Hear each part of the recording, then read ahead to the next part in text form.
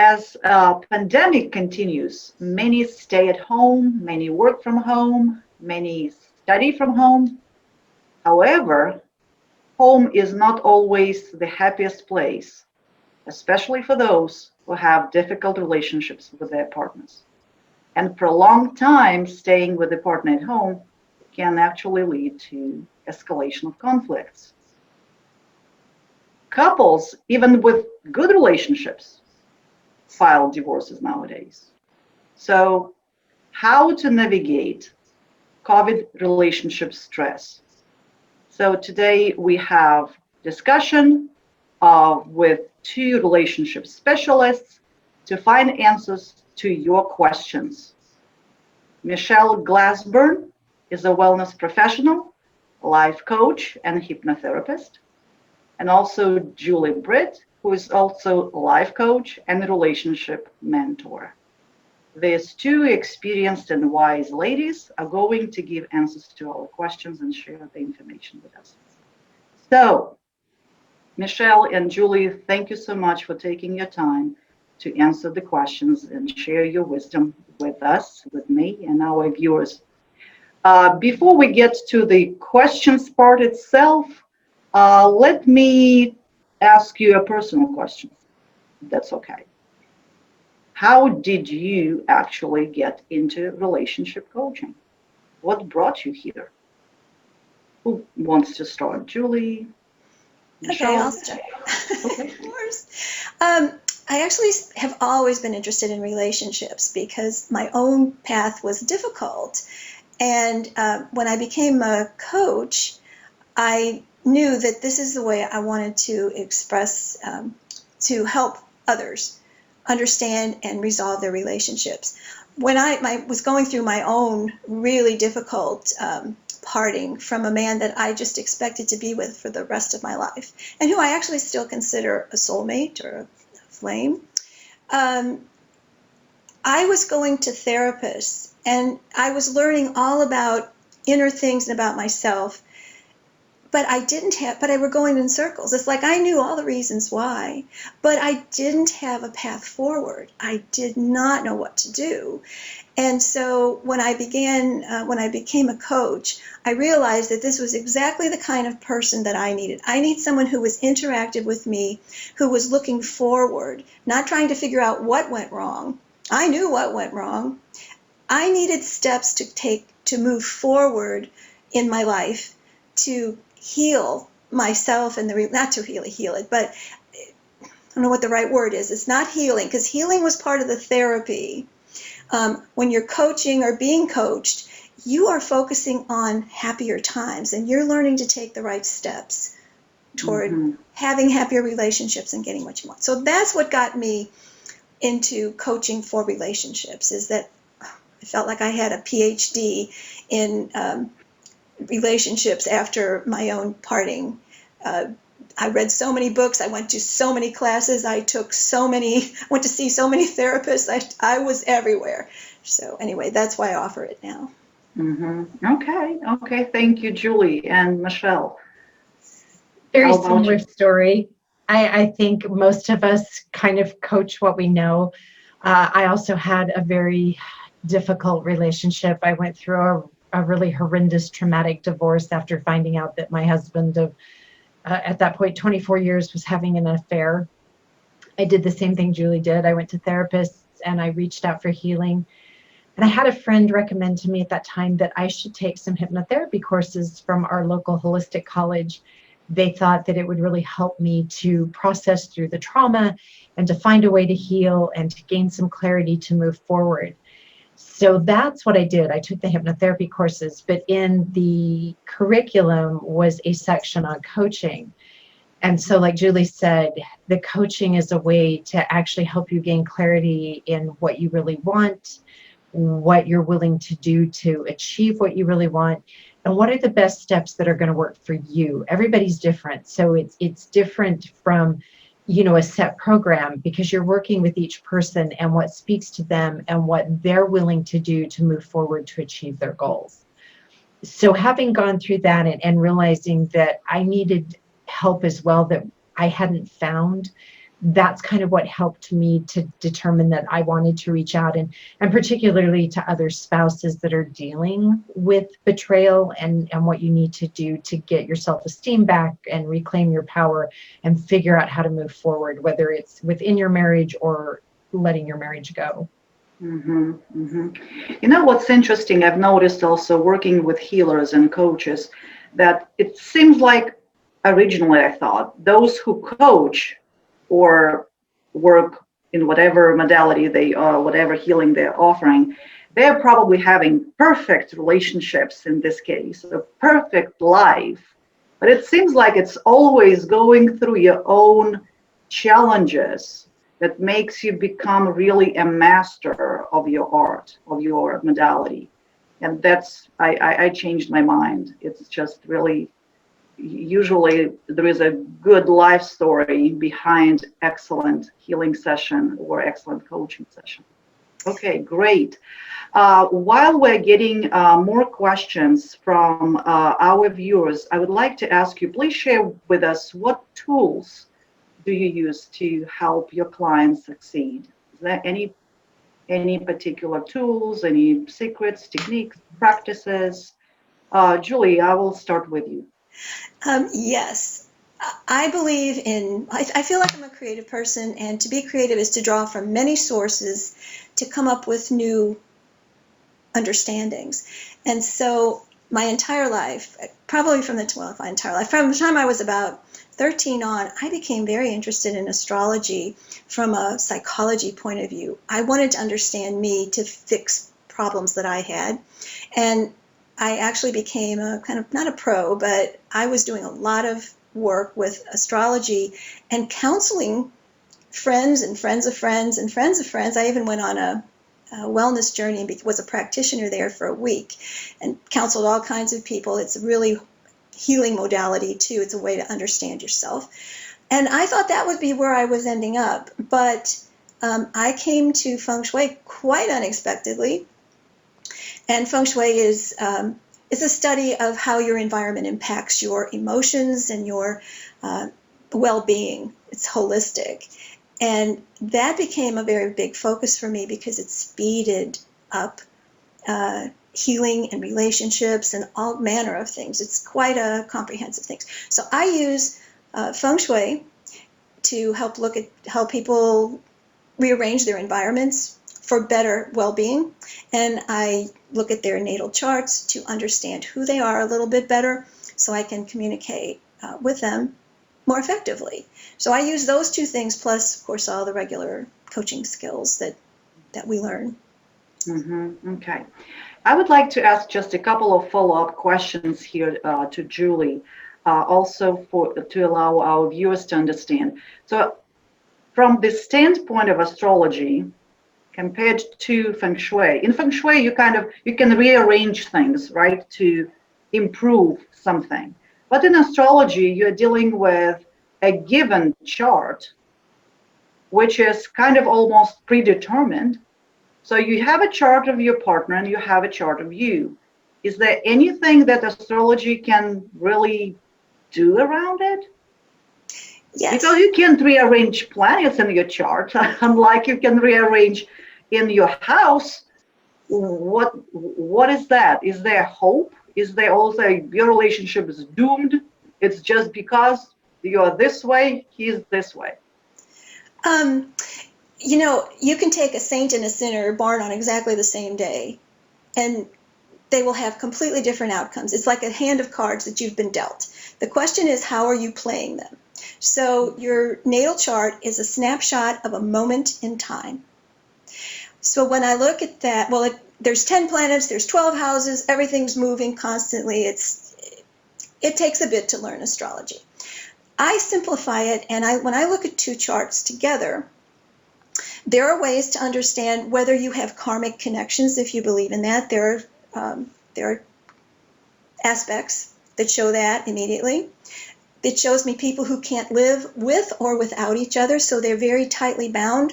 It's very much more difficult to get away. But I can address that from the fact that I can see what's happening and I don't necessarily talk astrology, but help them understand what needs to happen. for parting. Mhm. I can also see where there's a lot of connections and none of them are very strong. But it's kind of like shiny toys. It's like, oh, he makes me laugh.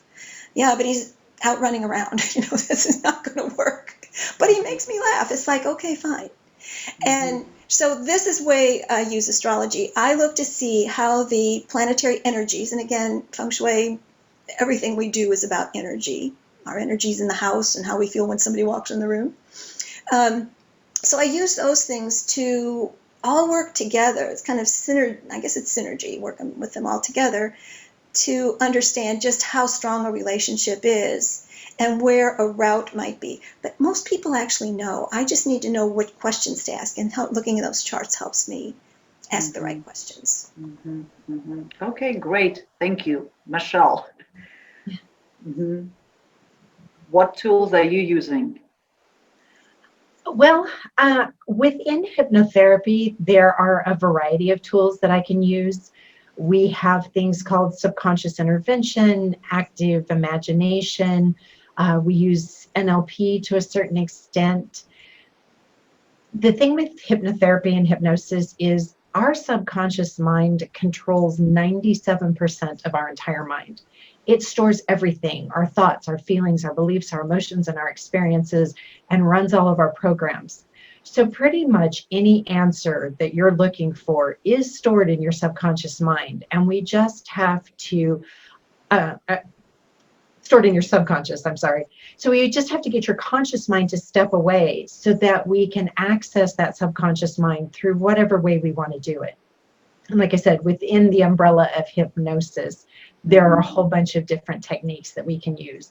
There are some people that don't feel comfortable going into what we call a trance state, which is that meditative state that you get, which can be light or deep. And so we have techniques that we can use. The active imagination I was talking about, it's a lot like word association, and you can still get the answers from your subconscious mind that you're looking for. And then within that framework, I work with coaching like Julie was talking about. So when we find information or when we're looking for the information, I ask you the questions to help you guide yourself down that path to finding your own answers, because it really works better when you come up with the answers to your own questions as opposed to having somebody else tell you that information. So this brings then another question. Why would I need to go to hypnotherapist if I have all the answers within me? So what is that help that you provide? Well, I always tell people you're driving the bus and I'm navigating. So I'm helping you determine what turn you need to take. I'm offering you suggestions for what path you want to go down. I'm offering you based on the information you've given me. I'm listening to your language. I'm listening to the words that you use when you're describing your issues or your goals or your challenges. And I'm helping you to use that to facilitate your own healing. So can I jump in for half a second? I think what we are both looking for is our clients get to a point where they stop and it's an aha moment. And there's this absolute silence when you've asked the right question and you've navigated them down the road just so far, and all of a sudden there is a complete silence, and then there is a OMG. I never realized that before. Now I get it. And so if we were to tell them, here, look, this is what you need to get, as Michelle was kind of saying, it's not helpful. You can't tell people what they need to know. So our job, and I think the hypnotherapy is like really a powerful modality. It draws it up and out of us so that what is hidden behind our heads and on our backs, that everybody else can see but us, suddenly comes around to the front and up into our consciousness, not ours, but our clients' consciousness, so that they can see and they can move. And that's when I know I'm successful. I feel just absolutely as happy as they do. I'm sure you do too, Michelle, don't you? Right. Well, I always say it's like if there's a hidden door in a wall. given enough time and fumbling about, you're going to find that door. But if I have the clues and I can help guide you and I can tell you, 2 steps to the right and, run your hand across there. So that's kind of what I'm doing. Yeah, the fact of the matter is you have the answers. You do. That's just the fact. But it may take you a really long time and a lot of frustration and irritation and angst to find those answers. Whereas if you come with me, with my training and being able to facilitate and guide you and help navigate you, you're going to find those answers a whole lot faster. And a hypnotherapy session is really relaxing. So you're going to feel really good when you get done with it. So that's why you come to see me. Awesome. Awesome. And and it's also quite important to notice that when people come to see a specialist and who can address the individual issues, the problems of life can be solved so much faster and so much more efficiently compared to the fact when you are reading books on the subject or trying to ask for advice from friends of yours or family members, and they have no idea how to help, but they will be giving very willingly their pieces of advice, knowing nothing. But just wishing you the best. Okay, Michelle, I wanted to ask you a question about hypnotherapy. A lot of people feel kind of scared of it. Why? Well, I blame Hollywood for a lot of it. They've given it this myth that it's mind control or it's brainwashing. It's not. Your subconscious mind is there to protect you. That is its prime directive. And so it's never going to allow you to do something that goes against your core thoughts, beliefs, or values. I cannot make you do anything. I've had so many clients call me up and they're like, can you make me do this, in a healing way? And I'm like, no, I can't. I ran off to Hollywood a few years ago. I wanted to be rich and famous. I had casting directors in my chair. If I could make somebody do something, I would be an Oscar winner right now. All I can do is guide you and facilitate you. So it's not mind control. It's not brainwashing. And that is why you hear people that use it for weight loss or smoking, to stop smoking. Some of them will tell you, oh my God, it was the best thing I ever did. And then others will tell you it didn't work. And the reason why is your subconscious mind has to be willing to take those suggestions. So the people that it worked really well for, they were ready to take those suggestions and move forward. The ones it didn't work for, they weren't willing to take those suggestions. And that's pretty much how it works with anything. So I can't suggest anything that would make you do something you're not ready and willing to do. Mm-hmm, mm-hmm. Yes, I do agree that mass media overall, and also, this entertainment industry that placed hypnotherapists or anyone related to the field look like magicians that can do whatever. And right. This is... Mm-hmm, or manipulation. That's something that was, like I said, manipulating. And it's like, no. So basically, you're saying that this is just people are ignorant about this modality. Well, I hate to use the word ignorant, but ill-informed. Not knowledgeable. Not knowledgeable enough. Yes, misinformed. Like I said, there's a lot of myths out there. I mean, I love the Geico commercial, don't get me wrong, where the hypnotist is laying on his lawn chair and he's hypnotized everybody to do everything for him. Mm-hmm. I wish that were true, but it's just not. It's just not. Mm-hmm. Yes. And people are also worried that they'll let deep, dark secrets go in a session, that if you get them deep into trance, they'll tell you anything. Mm-hmm. That's not true either. I mean, first off, that's unethical. So I would never do something like that. And any hypnotherapist that's, an ethical practitioner would never try to probe into a problem that you're not asking for help with. Mm-hmm. But second off, again, your subconscious mind is there to protect you. And if it doesn't want that information to come out into the light of day, it's not going to. I don't care how hard somebody tries to get it out of you. Right. Okay. Thank you. Great. We have some questions. So I will be reading question and then we will decide who will address the question, answer the question, or maybe both of you can. So here we come. We are together most of the time. but I have never felt so emotionally disconnected to my wife. Does it mean that I don't love her anymore? So what do you think? I'll take this one. Okay. So the thing is there's that old saw about absence makes the heart grow fonder. Well, if that is true, and of course we know there is that truth, being together 24/7 can actually just wear you out. You run out of things to say, you run out of things to talk about and to do together if you're staying home and not going out to places. So the energies are very, they become kind of stale and dull.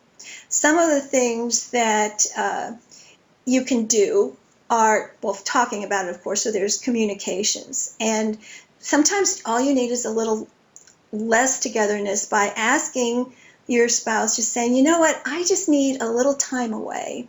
Maybe just being in the room by myself. Can I have the living room for, an hour? And I will be back to connect with you later. Let's talk about this. I just need some space. Because the energy of two people, even two compatible people, can become overwhelming to each other. It just shorts everything out. So I would say to that person, no, I don't think you're out of love, but I think that you have probably shorted out the circuits for a while. And there may be some things like I would probably, if I were counseling you or coaching you, counseling, but I would ask if you would be willing to do some Feng Shui in your house to bring some energy up.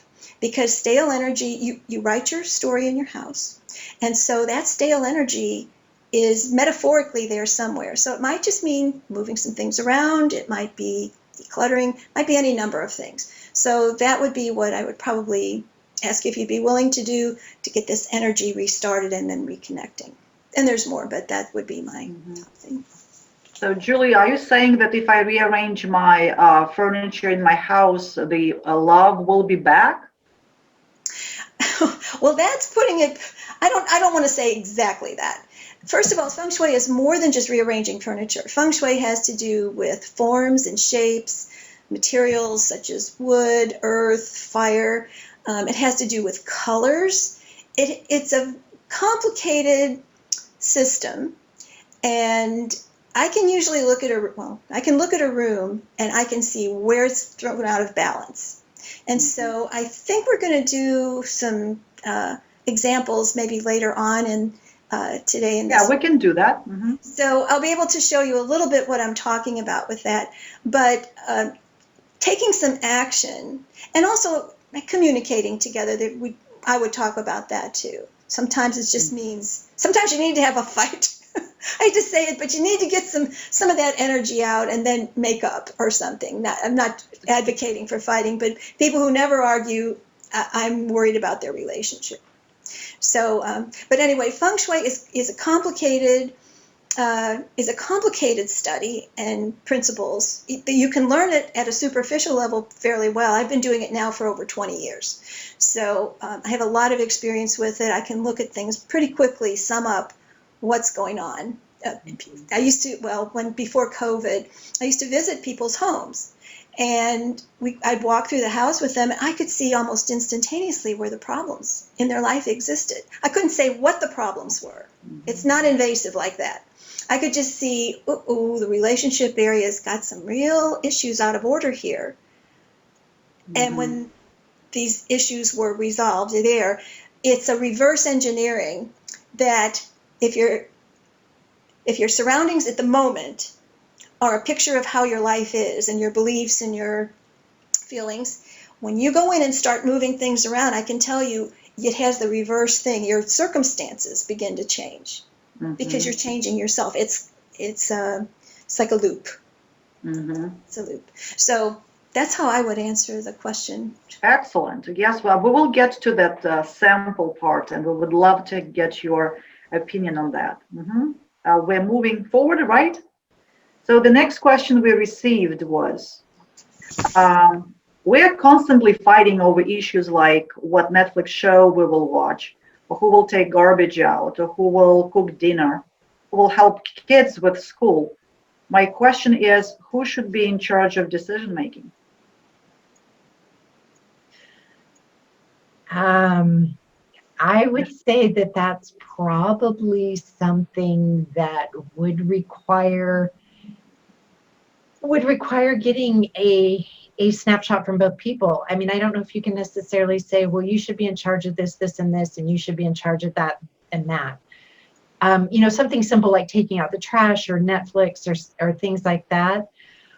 Perhaps all that takes is the art of negotiation, where you sit down with each individual and you ask them, okay, how do you feel about taking out the trash? Because it seems to me in relationships, and you've probably seen this too, Julie, that we each kind of have our niche. Somebody doesn't mind doing the trash and other people do, or, you can work out and you can negotiate. So if it's just simple things like that, my guess would be that there's probably a power struggle going on there. Somebody's not feeling heard or not feeling seen. And that would be something that I would want to discuss with both of them to find out, why is it so important to decide who watches Netflix? Because those seem to me, I don't want to say that they're not important, because it is, but it's not questions like who should be in charge of disciplining the children, or how should we do that, or where should they go to school, or where should we live, or how do we deal with our in-laws. They seem to be and again, I don't want to use minor because I don't want to minimize something, but they're issues that should be able to be reached, compromised fairly easily. So the way I work is I would actually, talk to them. I would ask them to visualize, what does it feel like to you when, you're not being heard or you're not being seen? Because that usually brings the deeper issue up. And there's usually, when you're having a conflict over smaller issues, there's a deeper one that needs to be brought to the surface. Mm-hmm. I think Julie's had, some thoughts on that as well. Yeah, that's a really complicated issue sometimes, because it seems like it's the little things that you're arguing about, and it's never the little things. These are complete symptoms. And so the question, I think I've got a copy of it here, who should be in charge of the decision making, is really a false question. I want to know from them, and I'm usually dealing with one person. So I would ask, what kind of a relationship do you want with this person? And knowing that traditional couples have traditional roles. And so it's a little easier because the men are in charge more than the women have their say and whatever. But final decisions are made in a traditional kind of way.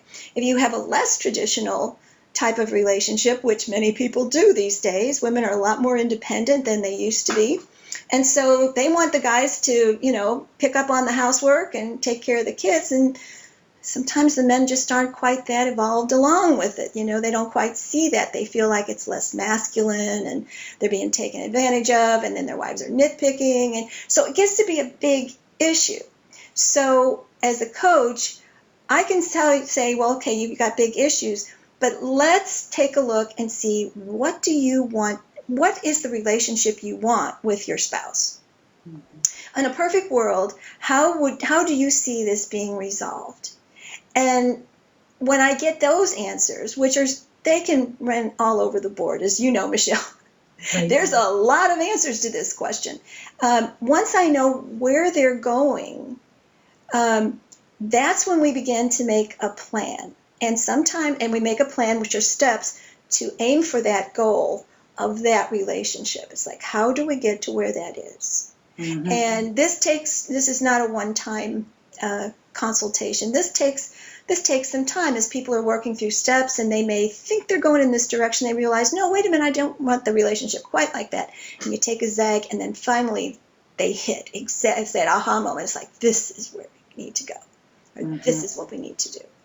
And I agree with Julie. I think it comes to, too, is what are the roles you want? Do you want a traditional thing, or is there somebody who actually has to be in charge, or do you want to create a negotiation where one partner has some maybe they have the final say over this list and the other partner has the final say over this list. Maybe it's not an actual question of who should be in charge. Maybe it's more a question of how can we divide the power in our relationship so that we both feel seen, we both feel heard, we both feel valued. Mm-hmm. Right. I wanted to clarify here a little bit. Julie just touched upon this. So, Julie, you're saying that for you to deal with clients on the relationship issue, you just need one, not two of them come to your sessions. It's just one person comes and. It's only one. Well, so far, only one person comes. There's usually one person who has the problem. The other person may be aggravated, but the person who's feeling the problem the most, those are the ones who want to fix it, right? Mm-hmm.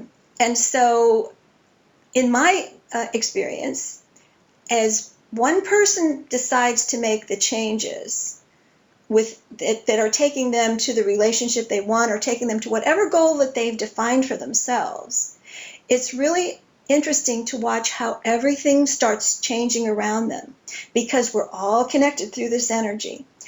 Just to give you a quick example, I've had people ask me, can I give a gift certificate to have you come feng shui for my sister? And the answer is no. Not unless she specifically asked you to give her a gift certificate for me to come and help her feng shui her room or her house, because it's just not going to work. I don't feng shui anything for anybody, and particularly if they're not ready for it. So, but they say, well, my husband, and he's such a slob and he'll never pick up his clothes and I don't know, blah, blah, blah. And I will say, all you have to do is you start decluttering. You start cleaning. You start just worry about your stuff, period. Don't, no nagging, no nothing. You worry about your stuff and we figure out some other things. And always, always, always, within probably 3 weeks, at the most, I've gotten emails and phone calls that said, oh my God, my husband, who used to think this was just a lot of stuff, he is now cleaning and decluttering his workshop and he's in my living room and he's telling me, hey, we need to do this and that. It just happens. It just happens. It's almost like, I won't say it's magic. I don't believe in magic, but I do believe in magical. I think things are magical. And you take control of your own life and your own helm on your own ship as you are in the world, and everything begins to change around you. It just does. Mm-hmm. Awesome. Yes, I wasn't about to actually ask you how long does it take for your clients to see results, and you answered that about 3 weeks or so. So it doesn't happen on the next morning. It does have to be a certain time before you will see the actual changes. Well, it takes some time to make the changes. Mm-hmm. And once the change, it's like it's an in progress. But depending on how quickly you make a change, especially if you make a big change all at once, I always tell my students, your life can go into a blender because you've unpacked all these energies that were holding you in place. And when you clear them all out, all of a sudden, it can feel like you've just gone, I say, into a blender. That's the way I feel about it. It's like, oh my God, what have I done? But given a few days or whatever, all of a sudden you watch everything come together around you. So it's not always the best thing to do too much all at once, and never to do things. If things are working, don't touch them. So, but yes, it can happen. I think one of the reasons I love Feng Shui so much is that you are working subconsciously through actual touching of physical things, moving them around, changing paint colors, whatever we're doing. But you're also working at a different level on your goals. Okay, we're not just moving furniture around. Feng Shui does not excuse you from living your life. You still have to engage. Mm-hmm. It's like you can have the best relationship area. If you're going to sit in your house, you better hope somebody walks up and rings your doorbell one day that's just the perfect person. But that's not likely to happen. You've got to get out there and do some work. Okay.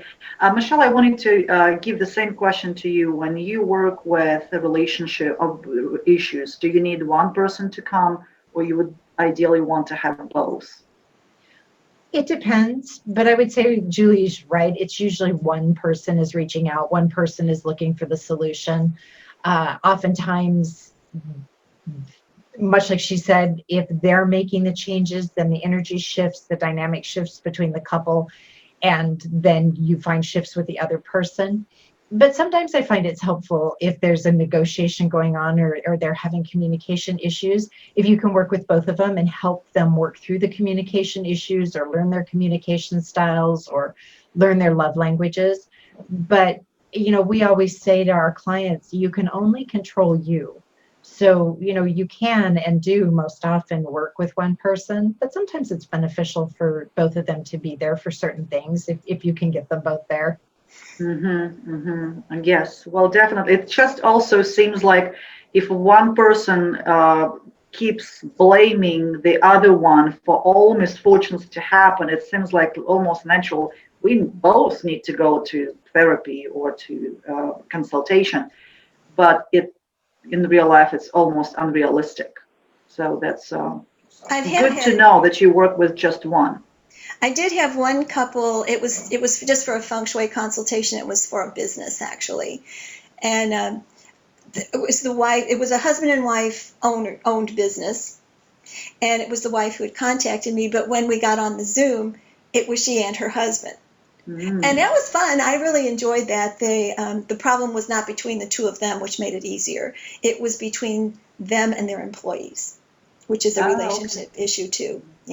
Employee morale and how things hadn't been working out so well, and they were looking to change the energy in this office building that they had. And I usually get back in touch. I was in touch, it's been a few months now, to see exactly how they made some changes. It was going to take them a while to implement some of the things they were doing, but they were both very happy. You could see, usually that's the one thing that's fun too.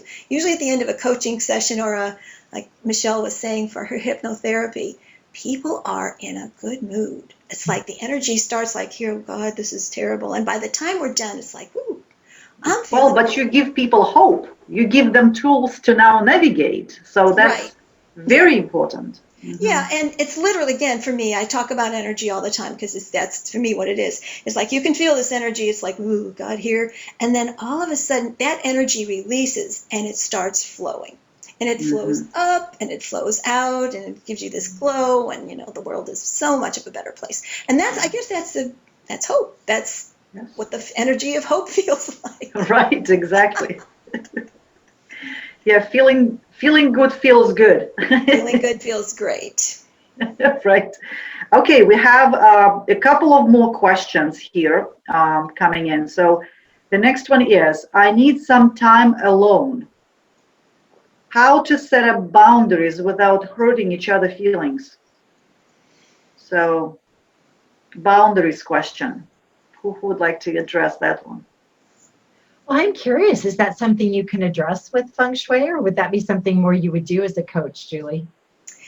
You can build a wall, probably. Okay, true. Well, I've had a little experience with this and found the solution. So I'll just share that if that's okay.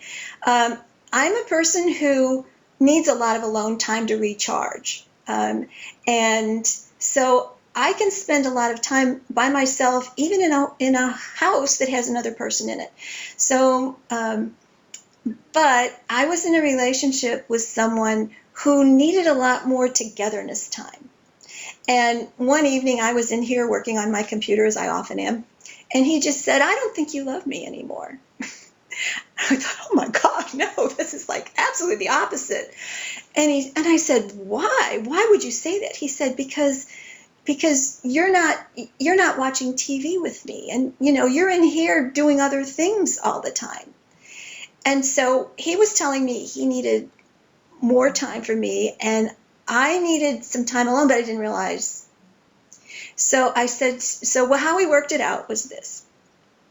I said, I need this alone time, but I will be back. How about this? I will spend this much time. I just don't need to be interrupted. This is not a time, I need this to recharge, but I will be back.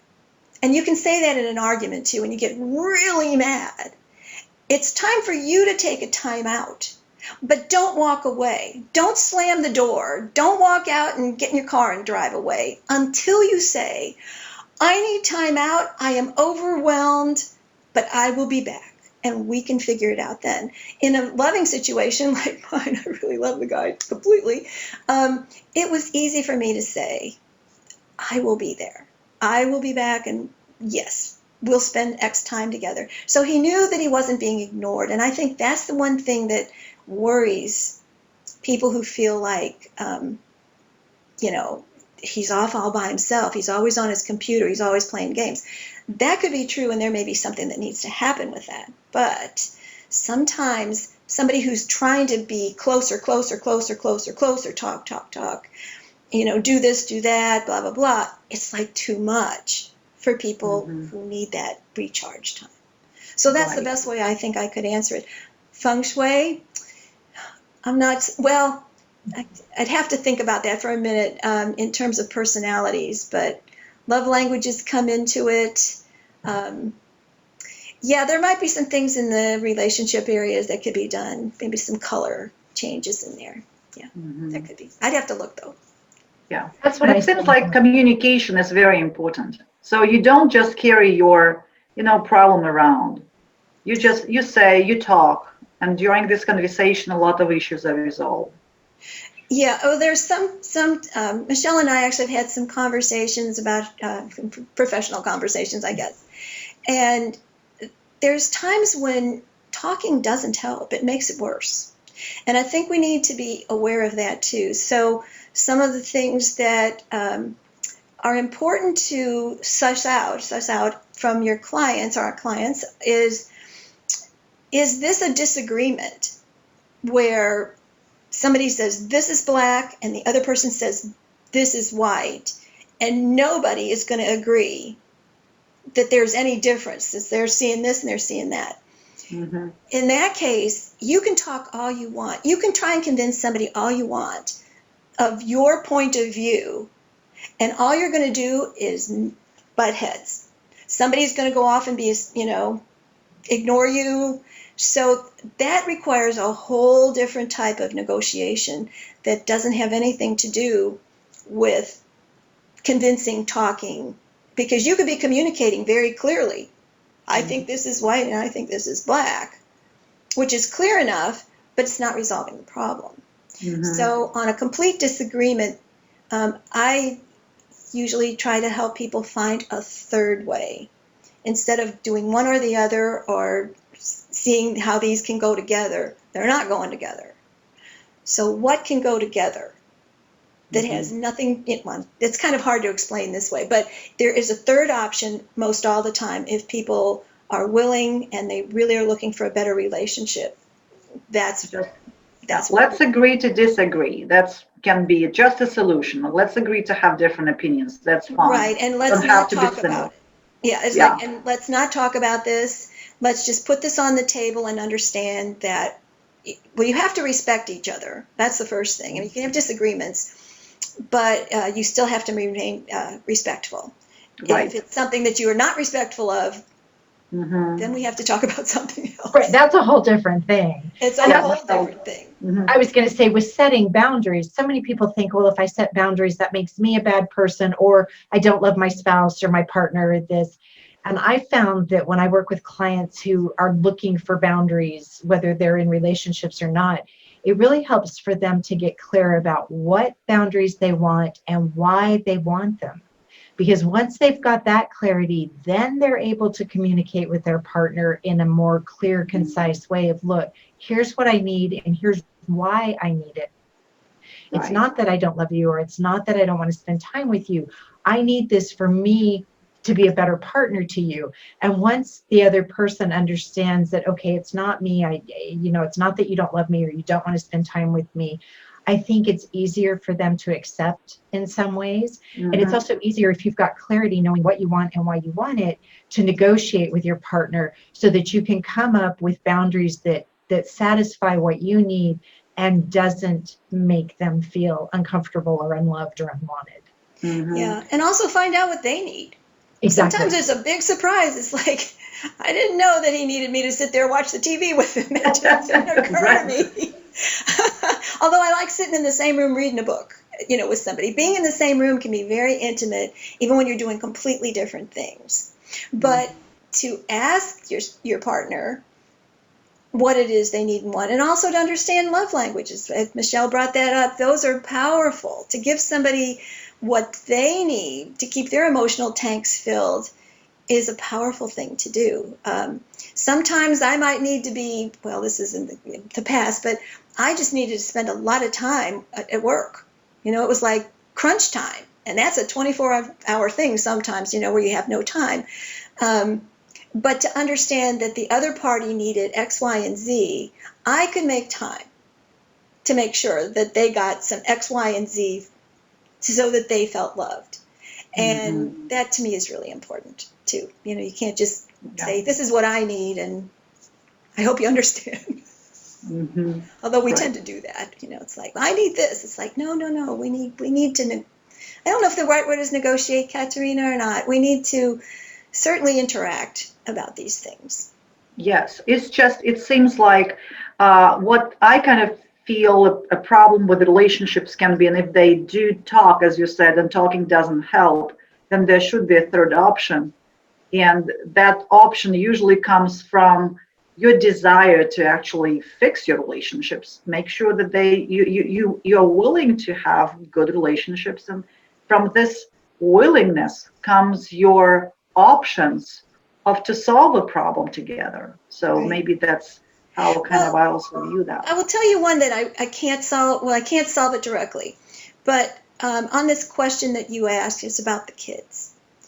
And when there are parenting issues, that's totally outside my wheelhouse and my pay grade.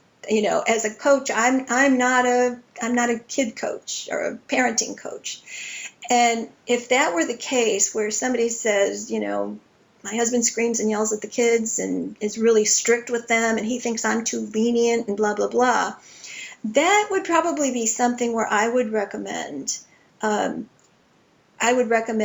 seeing a different coach, or even seeing a therapist or a parenting classes, because that's not something I can really work on. What I can do there is I can say, let's take a look at the children area and the family area of your house. And let's see if we can't bring some calm to those areas to be an adjunct to all the work you're going to do. So, but I think that would be probably where I would say I need to step back here and turn and recommend that they see someone who has more gravitas in that. And I think that would be what I would do. Well, I'm listening to you and thinking it's so good to be able to have some kind of resource or some kind of tools people can use in order to solve their life problems. And it seems like it brings almost a certain sense of order, or at least direction, or some navigation, because for many people, life can be so overwhelming in so many areas, and so many things can go wrong, and they feel so lost where to start. So, well, in this case, let's just start from your house, or the place where you live, and see how you imprinted your beliefs and your energy into your surrounding, into your environment. Absolutely. Yes, great. I have a very difficult question here. I'm not sure whether anyone can address this one, but I will still ask. During pandemic, I learned that my husband has a love affair. Maybe here are some. I have nowhere to go and I can't stay. What should I do? Are we taking this one? That is a really difficult question. Having had experience with that myself, I know how it feels when you find out about that. and that is your instinct. You want to flee, and if there is nowhere to flee, then you're stuck staying.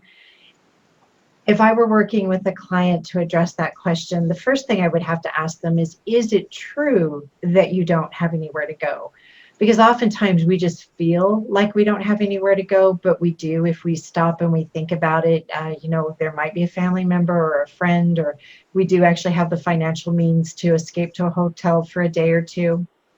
But if you really can't go anywhere, if you are really stuck in that house, then you're going to have to set some firm boundaries. You're going to have to create some separation between you and your spouse, because you're going to need some time to assimilate the information, and you're going to need some time to take care of yourself. And so if that's moving into separate bedrooms, if that's a possibility, or if that is putting your spouse on the couch and you taking the bedroom, you're going to have to find a way. And again, that's such a personal thing.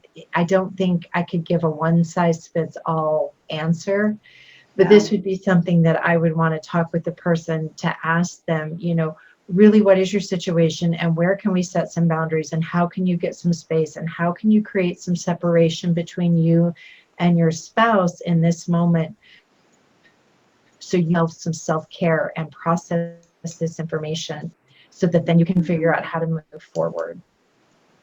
Right. Well, this particular question definitely has this intense, I would say, pain. And there are so many things to consider. So a person who is asking this kind of question, I would definitely recommend seeking a therapy with a Michelle or any other who can get more faster help and more effective help. Otherwise, it seems like it can take years to recover, if ever. It can. Mm-hmm. It can. I'll tell you, even sometimes with some counseling, I know that from my own experience, my ex-husband and I did do marital counseling, and then I did counseling on my own. And I love counseling, and I think it's a wonderful thing, and it does help you figure out whys. But I'd like to come back to what Julie kind of said in the beginning with coaches. I think when you're dealing with a fair recovery, and that's one of my programs I have, it's for betrayed spouses. You lose your self-esteem, you lose your sense of power. It's so hard to find the way forward. So, I'm definitely a huge proponent, and I have counselors that I like to be able to recommend my clients to, because very definitely there are times when you need that. But I also think you need a coach in the sense to find those action steps. Because I know for me, I was so mired in the pain and what am I going to do and how am I going to do it, that the talk therapy didn't address that. And if I'd had somebody to help coach me through those first things, to find the action steps, just like I was saying, if you really can't go, then what can we do that you can stay in that environment and be okay? So I think that's where sometimes you need to seek out a tribe or a team to really help you address these questions, because each one is going to offer you a piece of the puzzle to help you put it back together again. Yes. Yeah. Yes. I have to just say absolutely yes to everything Michelle just said. Coaches also have a different relationship to you than a therapist. A therapist you can become very close to. As coaches, we provide support. We're non-judgmental. We listen. That's part of what we're doing. We are kind of a shoulder to lean on. However, at the same time, we help you stand on your own 2 feet and feel confident again. And I think that's part of it. So it's a very personal relationship that we have with our clients. We still hold them accountable, and I know I've held people's feet to the fire if they're not doing what they said they were going to do. I don't tell them what to do necessarily. I suggest things that they can do. They give themselves assignments so that they can take baby steps forward, not have to do things overwhelmingly all at one time when they're in such distress. But it's a very focusing thing to have someone kind of with a flashlight, or however you wanted to put it. I love the way you were saying about the wall, Michelle, go to the left, go to the right. It's very helpful to have somebody that you can lean on that's kind of got the flashlight in the forest and knows the way around and knows the path, or helps you see the path that you need to take. With therapy, you're going to be dealing with some pretty painful stuff. And in coaching, you may have to address some painful things too, but ultimately, we're going to give you more energy and more confidence along the way. Mm-hmm. That's right. Okay, great. We are kind of running a little bit out of time, so I would like to get maybe some shorter answers to a couple of more questions here. And the question is, it may sound silly, but I'm so annoyed by little things my partner does, like loud chewing or even loud breathing. Yeah, maybe during pandemic that becomes even more noticeable. I have never noticed this kind of things before, but now I can hardly control myself. Why is it so? And I think, Michelle, it should be given, this question should be given to you. Maybe our subconscious mind has some answers to it. Your subconscious mind absolutely has the answers. The answers are there. That's what I said earlier. Our subconscious knows everything. You're looking for a mighty oracle. It's your subconscious mind.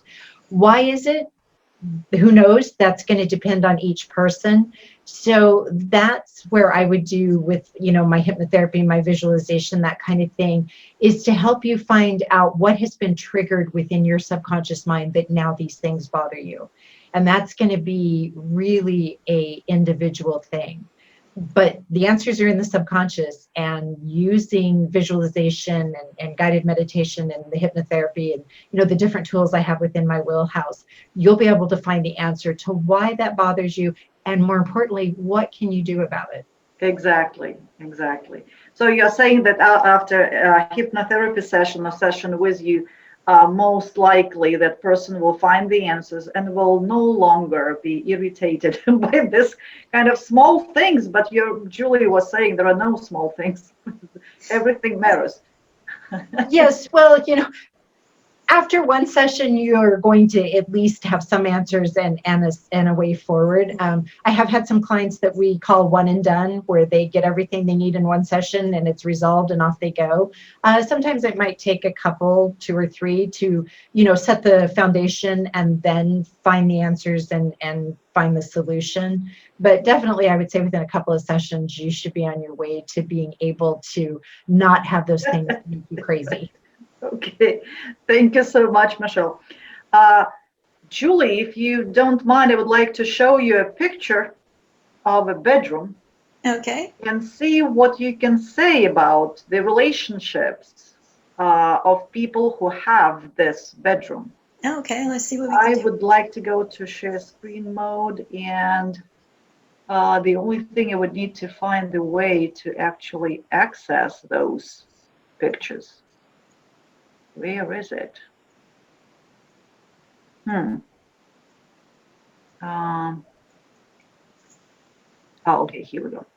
Okay, do you see my screen? Oh yeah, I see it. It's a very small little picture there. Okay. I think we can make it bigger, can we? I think so. Here we go. Mm-hmm. So this is a bedroom that I'd like to point out is really not supportive to a good relationship. And I'm going to explain why. The bed has a nightstand and a light on one side, which makes that the power side of the bed, if you would. The other person, poor person, has to go scooting along the wall in order to get into bed. Mm-hmm. And there is absolutely no light there if they want to read. So it's an unequal situation. And in a situation like that, you probably would move the bed to the longer wall. I can't see what's there. But you need to have, your bed needs to be supported on both sides as a symbol that your relationship carries some equal weight. Mm-hmm. So about the person who might, the couple that might have this room, this is a room that is fairly neutral. The bed is quite, I think that's blue, but I'm not quite sure. I'm a little colorblind. But that deep blue, deep dark color is a very emotional color. And so this could belong to a person that has a lot of emotional connections. There could also be a lot of drama in the relationship. It would depend on what somebody would tell me. Like, oh, I'm having these, my wife is always crying all the time. She's never happy with anything. In that case, I would start making some changes to the colors of this room to balance that deep, dark bedspread, which is kind of the... It's actually, it's kind of almost black and gray to me. Yeah, it's the very dark colors, blacks, dark blues, any really dark color is considered a watercolor. So think of waterworks like you're crying in a way. But so that's a water element, and it overpowers, to me, it overpowers this room a bit. This is a room of extremes with the dark, almost the black and whites, that in there. So. Wow. Okay. Very interesting. I would never have thought that it's possible to elicit this deep analysis just based on this picture. So thank you, Julie. Okay. And yes, go ahead, Michelle. I have a question really fast. What's one quick thing you would do to make that bedroom better? Wow. Well, I'd have to see it one more time. Can you call Okay, I will need to pull it up then again. And I'm just curious if there's something simple, so somebody can get an idea of, it doesn't have to be a big giant thing, but sometimes just simple things can make that difference. Yep. Is it somewhere minimized? I can see it now. You're not sharing your screen, so. Oh, here we go. I found it.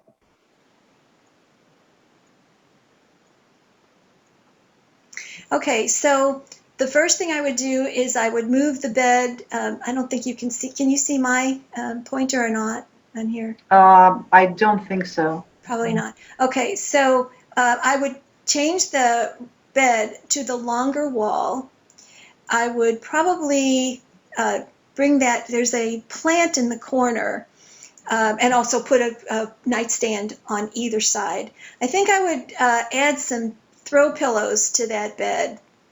I'm trying to think of exactly what colors they might be. Something to mitigate that deep dark blue. I'm not really a great designer.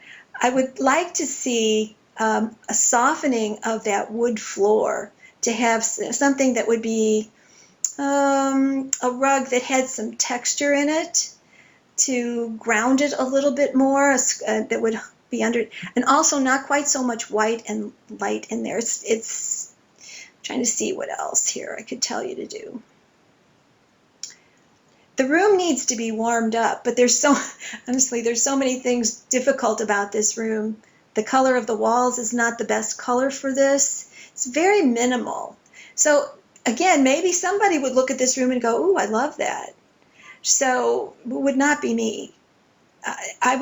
This would not be me at all, so I'd have to change the room. Probably change some things on that dresser too, a bit, to soften that dresser up, add a little bit more plants life in there. Okay. It's really kind of difficult to say. There's a lot going on in here. And of course. Julie, I have a question here for you now, although we're running out of time, but just quickly. If someone looks at this picture and say, I like it, does it mean that this person potentially has a maybe tendency to create problematic relationships? Yes. Just yes. Or they will create the same kind of problematic relationship, that has this unevenness.